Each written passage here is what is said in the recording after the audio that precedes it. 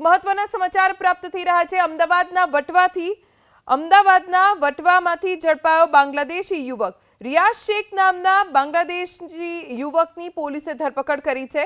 નકલી આધાર card PAN card બનાવવાની ખોટી ઓળખ તે આપતો એસઓજીએ રિયાઝ શેખ સામે ગુનો નોંધીને વધુ તપાસ શરૂ કરી છે। રિયાઝ શેખ નામના બાંગ્લાદેશીની પોલીસે ધરપકડ કરી છે। તેની પાસે નકલી આધાર કાર્ડ મળી આવ્યું છે, નકલી પેન કાર્ડ મળી આવ્યું છે અને તે પોતાની ખોટી ઓળખ આપતો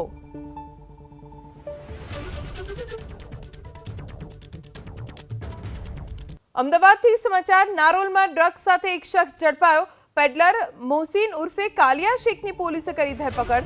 કુલ 5.80 લાખની કિંમતનો ડ્રગ્સનો જથ્થો ઝડપાયો છે। વોન્ટેડ ઇમરાન જાવરા ડ્રગ્સનો જથ્થો આપવા અમદાવાદ આવતો હતો। મોહસિન ડ્રગ્સનો જથ્થો લઈ નાની પડીકીઓ બનાવી વેચતો હતો। હાલ તો પેડલરની ધરપકડ કરીને સમગ્ર મામલે તપાસ ચાલુ છે।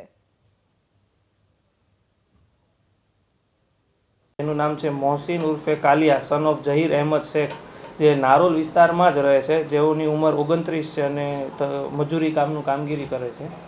તે બાતમીના અનુસંધાને તપાસ કરતા તે આરોપી પાસેથી કુલ 57 ગ્રામ તથા 650 મિલીગ્રામ એમડી ડ્રગ્સ મળી આવેલ છે, જેની કુલ કિંમત થાય છે 5,76,500। તો આ મુદ્દામાલની સાથે સાથે 2 ફોન, અન્ય રોકડ સાથે કુલ 6,41,000નો મુદ્દામાલ નારોલ પોલીસ સ્ટેશનની ટીમે જપ્ત કર્યો છે।